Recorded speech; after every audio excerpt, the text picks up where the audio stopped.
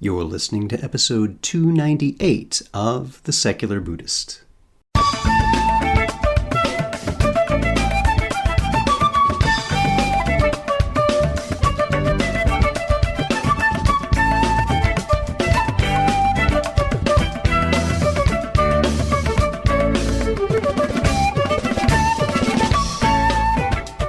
Welcome to The Secular Buddhist. I'm Ted Meissner.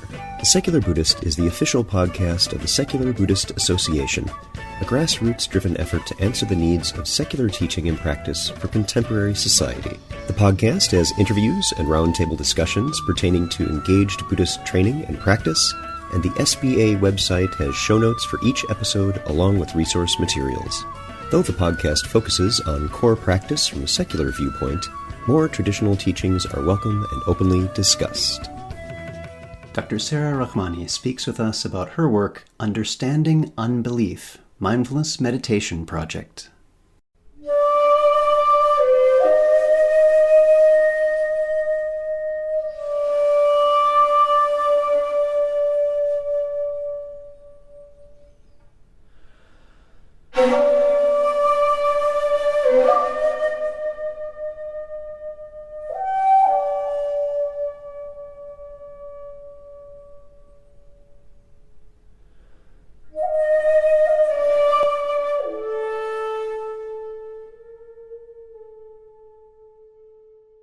Listeners to this podcast may be interested in another one I host called Present Moment, Mindfulness, Practice, and Science. It appears every other week, alternating with The Secular Buddhist. You'll find many of the same guests you've enjoyed and learned from here, as well as new researchers, teachers, and practitioners. Just visit the website presentmomentmindfulness.com.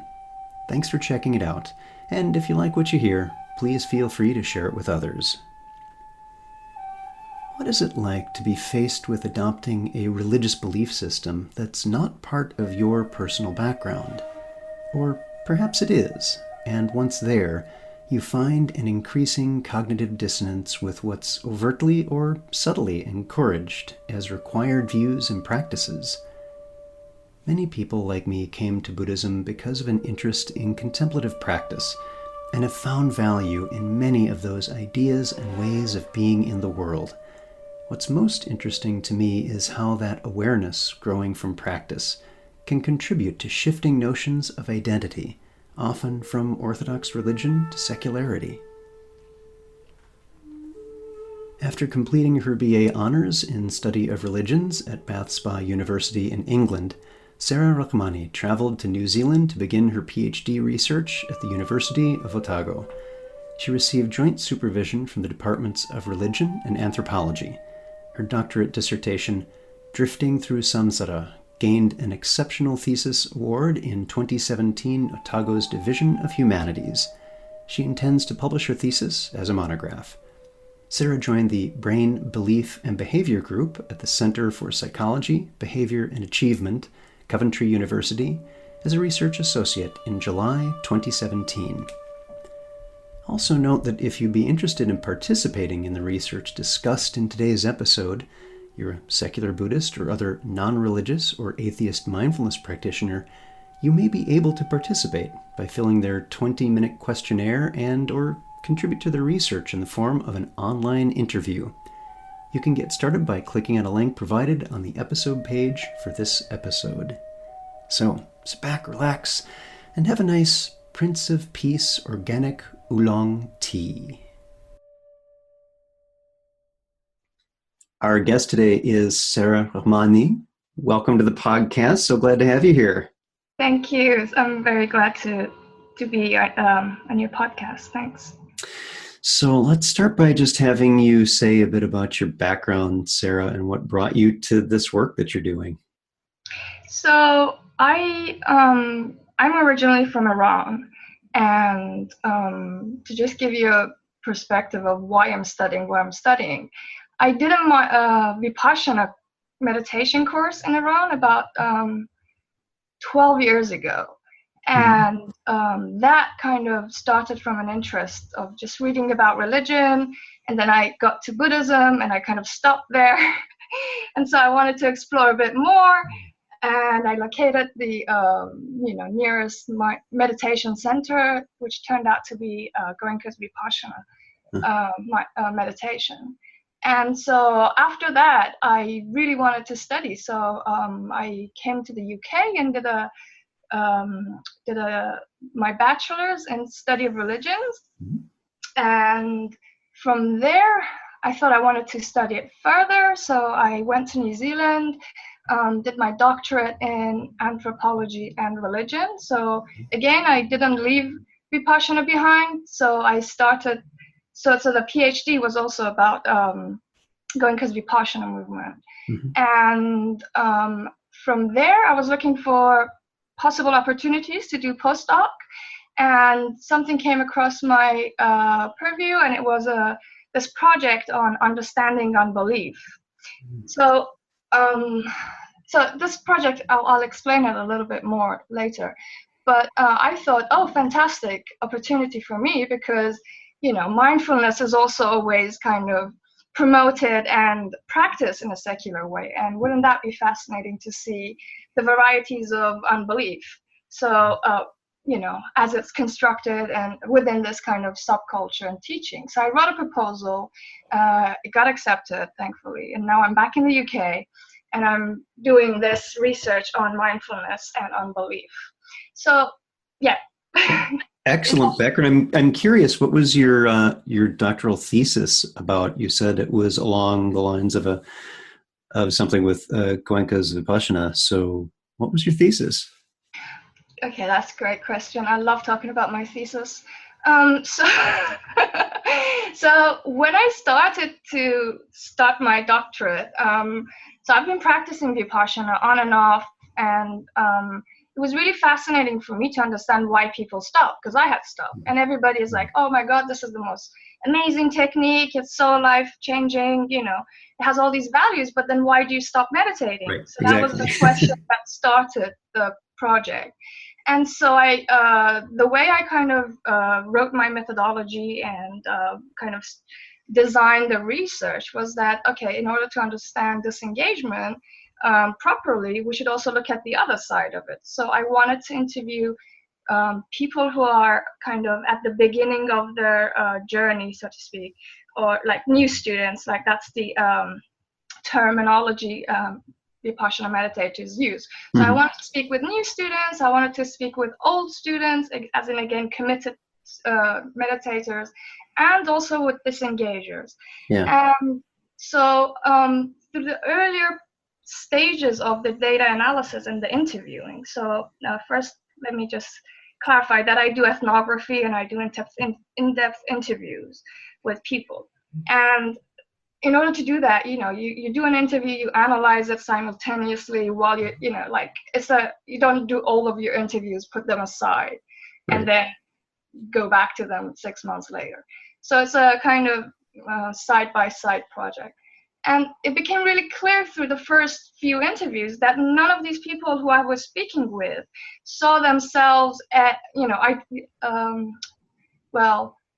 they didn't frame their commitment to Vipassana, to the movement, in any religious way. And this was despite the fact that they were, from our perspective in religious studies, they were understanding the world through a Buddhist kind of framework, or they were interpreting themselves and others and the world through this, through the Buddhist lens, right? And so it was quite fascinating, like that the more people were into the movement, the more socialized they were. So again, this was particularly the case for old students who were committed meditators for 20 years, for 40 years. They live at the center, right? Yeah. And ironically, these meditators, they would adopt atheist identities, whereas there was a little bit of disconnection for me. And so so then, I finished the interviews. I also did longitudinal interviews, so new students, and then followed up with them again in a year.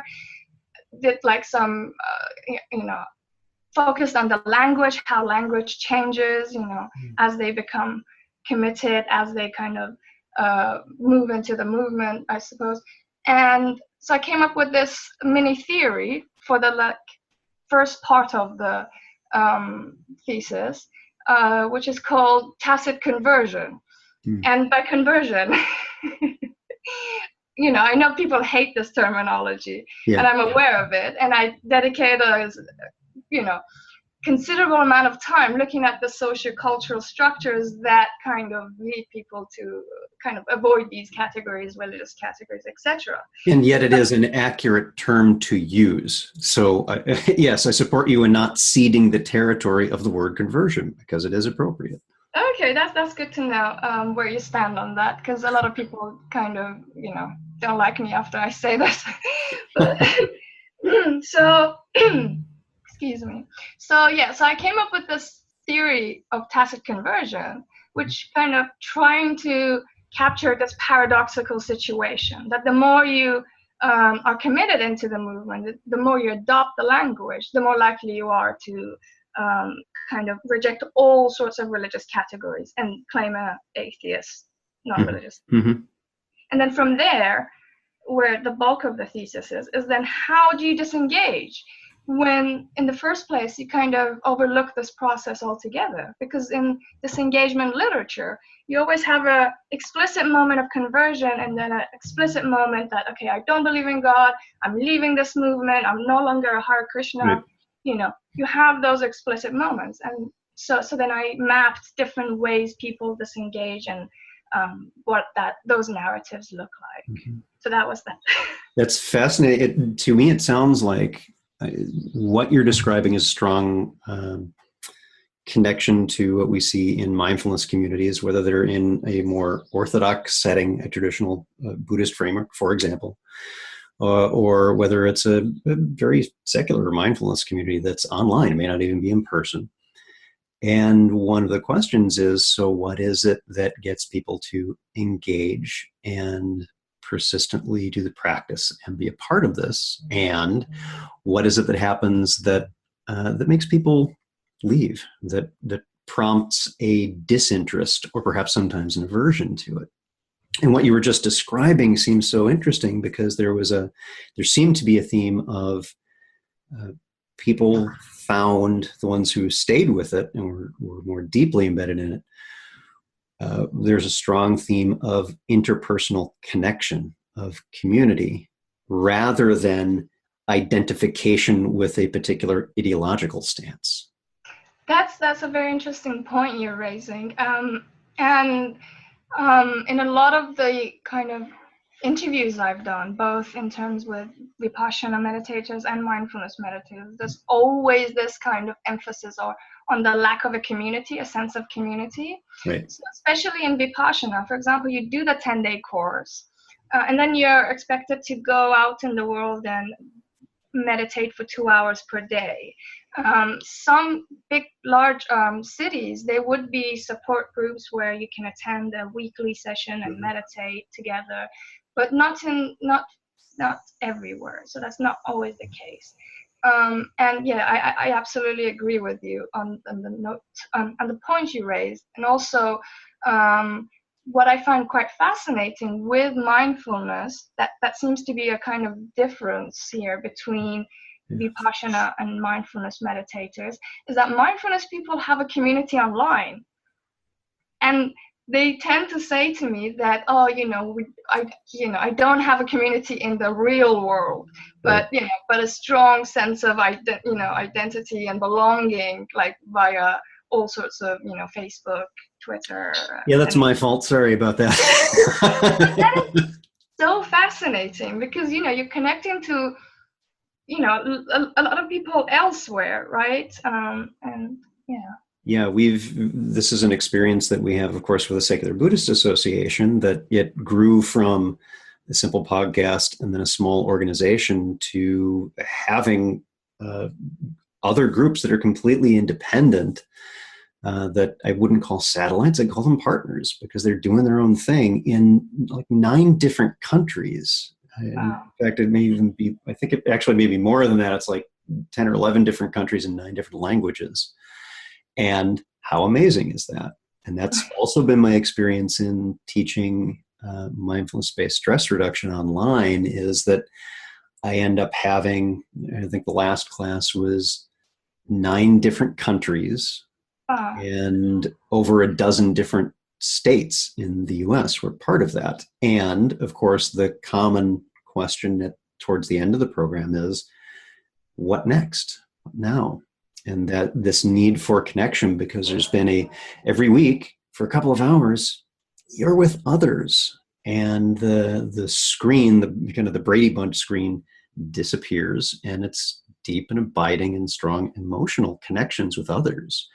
And so it's really not surprising to hear that in the customer life cycle, let's call it, of people doing mindfulness practice, that what is being supported here, and yeah, that interpersonal connection is a really important aspect of it being a social creature. We're human beings. We're exactly. tend to operate best in solitude. Yeah. No, I agree with you.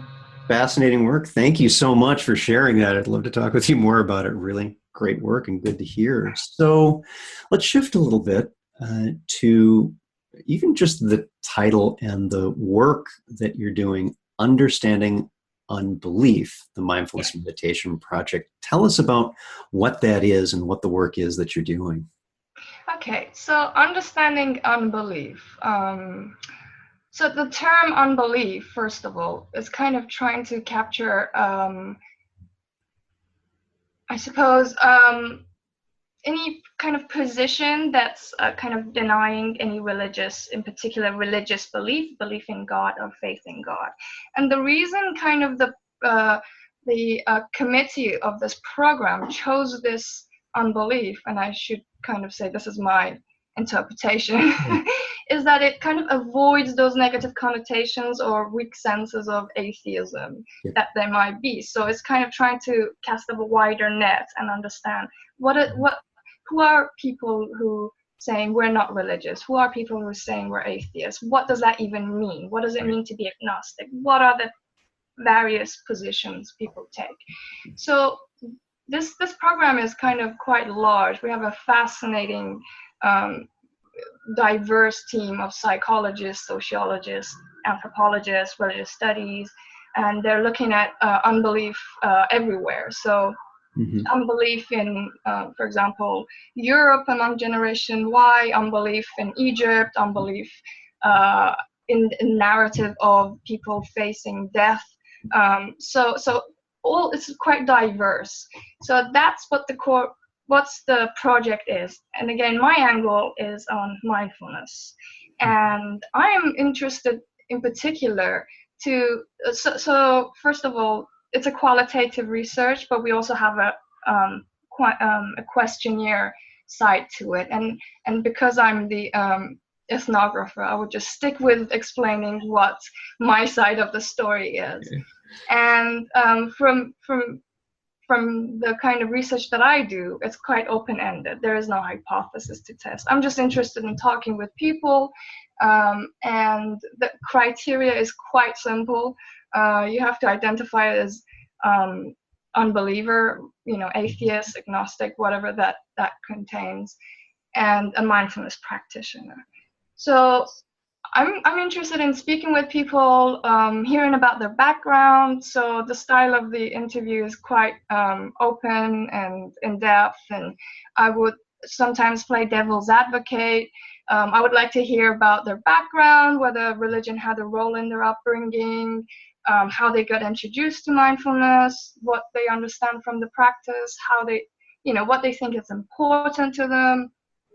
And then, we kind of slowly move on to abstract concepts and then some provocative questions.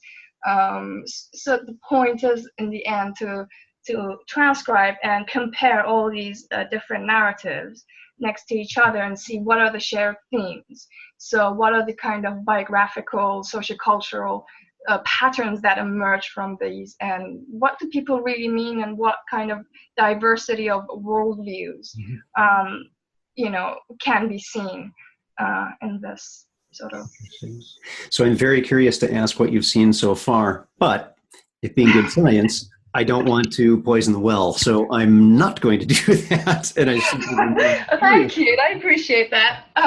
There are some really fascinating things that are coming up, and I'm also doing lots of field work, so participant observation, and so it's quite hard because I'm halfway through the data analysis right now, Mhm. and I'm relying mainly on longitudinal data. So I'm interested to see how language changes Right. across, especially for among meditators who just about to start Mhm. meditating, and then speaking to them a year later to see kind of, yeah, the changes that we can kind of note in their understanding of themselves. And Mhm.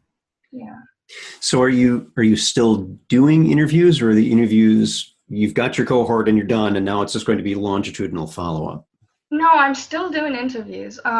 So it's cross-cultural in the sense that it's between UK and the US. Unfortunately, I've not had much luck with getting participants from the US. So we're still recruiting for interviewees and for the questionnaires as well. Yeah. So on that note, and I'll bring that up for others who are listening to this, if you fit the criteria that Sara was describing, and in particular if you're in the US, as most of the listeners of this podcast are, much as we do have a global audience, uh, in the episode page, we'll have a link that you can reach out to Sara and perhaps get involved. And maybe that will help the numbers a bit. That would be amazing. Yeah, thank you. Thank you very much. So, setting aside the specifics of the project that's ongoing, and I would expect that there are some papers that would be coming from this eventually, and of course, we'd love to have you back to talk about those. Just wondering on a personal level, what is it that you would like to see happen with this work, or what is it that you're curious about in how people approach mindfulness, and what do you want to see this as the impact on people's lives? Wow, that's such a amazing and amazingly hard question. What is it that I would like to see? I think, you know, the most joy I get out of this research is actually speaking with people, and people are so amazingly nice, and they open up to me and allow me to kind of look into their world and try to understand that. And I'm quite humbled by this experience. And a lot of the times, they are amazingly self-reflexive individuals, and um, that is something I quite take a joy in to speak with. And so I kind of like that. I think, if I was to answer what you said by rambling all this, what I want to really say is I would like mindfulness becoming something that people take to as a tool to reflect on themselves and to understand themselves better. And in a way, my kind of endeavors in academia was started with the same question. So why did I stop meditating? And so it took me here. And yeah, I would like to kind of produce something that would make people pause and think about what are the assumptions they're taking for granted, for example. Excellent. Well, a couple of the things that come to mind for me just in hearing you speak about this work is, and again, not something to reveal here, that'll be later after there's publishing, is some of the probably many reasons, but there are probably a number of consistent themes about why people stop. Mm-hmm. And it may not be the initial reason given, oh, I'm just too busy. Let's talk a little bit more about that, because there may be some stuff under the sheets of that initial response. So I'm curious what that ends up being. And I'm also very curious, something you said a few moments ago about mindfulness being an opportunity to be self-reflective and hopefully discovering and learning Yeah. more about oneself. And what I'm very curious about is is that, and can there be a connection made between that introspection and that honest reflection, which is part of mindfulness practice, with the shifts you're seeing away from firm ideological stances and identifications? My guess is that as someone really looks at are, those assumptions or those attachments are destabilized, and that there's a little bit more openness instead of the hard and rigorous ossification of ideas, which is kind of a part and parcel with this meditation stuff. I see. Yeah. I'm not sure. I'm not sure how to comment on that. But that's all right. We'll bring you back and you'll comment about it later. Because the thing I'm curious about is, can there be a causation link created? Correlation is not causation. And just seeing, I wonder if this is a relationship here, a direct one, that there may be. So very curious to hear more about how this work goes. So I really do want to have you back to talk about that when you're ready. And in the meantime, is there anything else you're working on, or anything else that you want to share with the listeners? I'm actually just really focused on this project right now. But yeah, but I'll be very grateful if your listeners would take part. That would be amazing. That would be great. So we will do our best to make that happen. So for those who are listening to this, you can find out more about Sara's work. I will post some links so that you can get in touch and perhaps participate in this research. I will go on record now as saying I'm going to do it myself, or at least I'll try. See if I meet the acceptance criteria. Our guest today, Sara Rahmani. Sara, thank you so much. Very nice speaking with you today. You too. Thank you so much for having me.